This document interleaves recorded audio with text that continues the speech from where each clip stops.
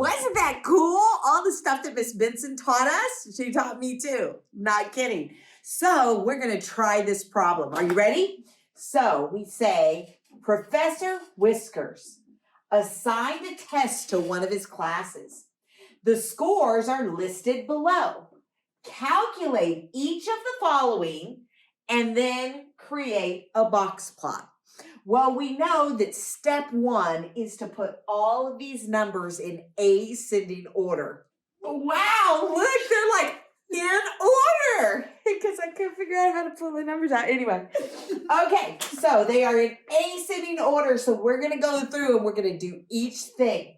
All right, so lower extreme means the smallest number, which is 66.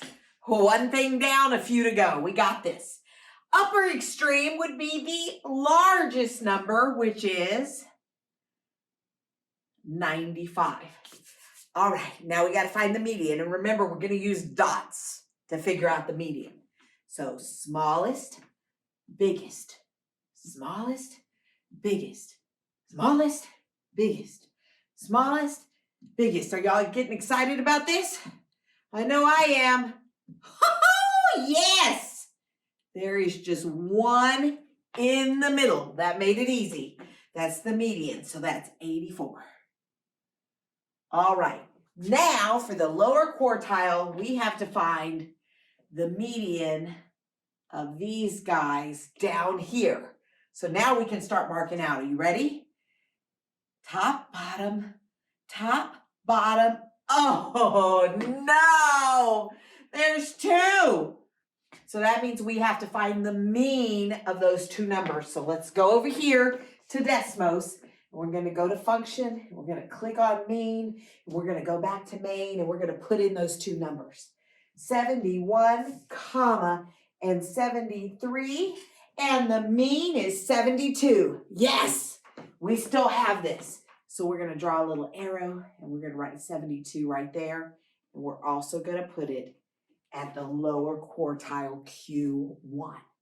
Now, we're going to clear that. We're going to come over here. We're going to do the same thing because we have to find the median of this group of numbers. Okay? So we got the top and the bottom, the top and the bottom, and yes, we have two again. So let's take the mean of 88, comma, and 90. And that gives us 89. Tell you what, Miss Benson is such a good teacher. Even I can do this. If I can do it, you can do it. All right. So we found the lower extreme, the upper extreme, the median, the lower quartile, and the upper quartile. So let's see what we have to do on the next page. All the numbers are there. That means we did such a good job. So we're going to do this. We're going to draw this box and whisker plot. So our lower extreme is 66. Our upper extreme is 95. So we got to make sure we got a 66 on this number line and a 95. Yes. So we're going to come over here, and we're going to put a dot at our lower extreme. You can put a mark if you want to, but I'm just going to put a dot. So I'm going to find 65, and I'm going to assume 66 is right here, and I'm going to put a dot there. Okay, so we got that. Now let's do our upper extreme at 95. So here's 95, and I'm going to put my dot, whoa, right there. So we've done that. Now we need a line for our median at 84. Okay, because I'm going to use those lines to draw my box. So my median's at 84, and I'm going to come up and I'll put a line right there. Okay, so we got that. Now we need our lower quartile, which is 72. So I'm going to put it right here. I got another line. And then our upper quartile's at 89, which I'm going to assume is right here. All right. So now comes the drawing. Are you ready for this? Watch this. I'm going to go. And you must make the sounds while you draw. Oh, this is good. Okay, then we go whisker, whisker.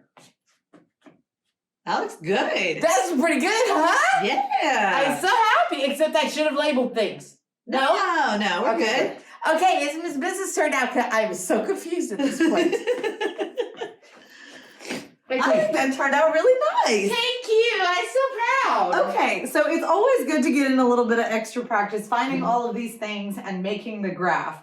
But now we're going to focus on answering some different kinds of questions about this box and whisker plot. And if we're being honest, right, this is what you're more likely to see on a benchmark or on an SOL or even like a regular classroom test. Because the SOL and our benchmarks don't have any way for you, at least not as of 2021, don't have any way for you to like graph this and grade whether it's right or not, right? So we gotta learn how to answer questions. All right, so we're gonna go through 4 different questions, and honestly, we're probably gonna work through all of them together. Okay, so if you wanna try to figure out the answers before I say them, you're gonna have to just pause and try to beat me to the punch.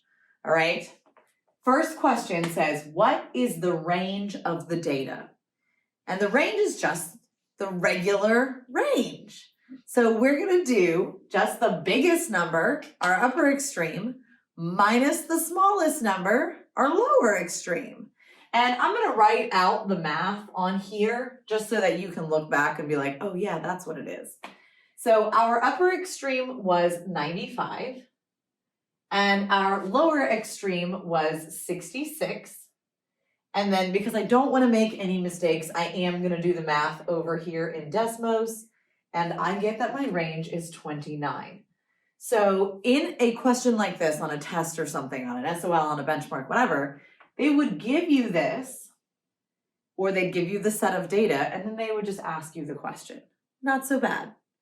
Okay. Then it says, what percentage of students scored over 84% on this test? So this is where you got to dig back into your brain a little bit. All right, and you got to remember that thing that Ms. Benson like threw in the last video, like last minute, oh no, pay attention, where each whisker is 25% of the data, and each section of the box is 25% of the data. All right? And I'm only focusing on the people who scored over an 84. So 84 was right here. So what percent was above 84? Well, I have 25 here and 25 here for 50%. And if you want to triple check yourself, you can always do the 25 plus 25 in Desmos.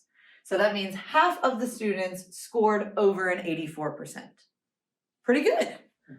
Okay, let's check out 3 more types of questions that they can ask. This one's multiple choice, and then these are just more mathy stuff.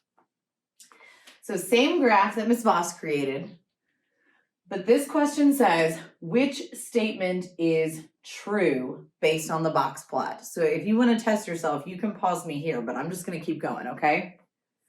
And the way that I'm going to answer a question like this, we got to think. We got to be smarter than the test or smarter than the question, and we got to be patient. I'm going to go through each answer choice and figure out if that specific answer is true. So this one says, half of the students scored above an 89. Okay, 89 is right here. There's 1 whisker above that, and each whisker is only 25%. So I know that that one is not true. Only 25% scored higher than an 89. Okay, this one says, no students scored above a 90. Well, here's 90, but what about this kid? This kid got a 95. If you look back at the original data, there were a couple of kids above a 90. So that one's not true either. Okay. All of the students scored between 72 and 89. Well, that one's not true either, because 25% of my kids got lower than a 72, and 25% of my kids got higher than an 89. So that one's false. Now, we can pretty much assume that D is the answer, but let's check it just to be sure in case Miss Benson made a mistake. Okay, it says the median score on the test was 84. 84 is right here. 84 is our quartile 2 or our median. That one is true. Okay, but you have to have the patience to go through each answer. Don't let them scare you because there's lots of words. All right, 2 more quick ones. Actually, you know what? I said I was going to do all these questions with you, but we've already done 2 kind of like that. So I think you can do these bottom 2. I have faith in you. So I'm going to stop myself and you can answer those 2 and then we'll come back and compare.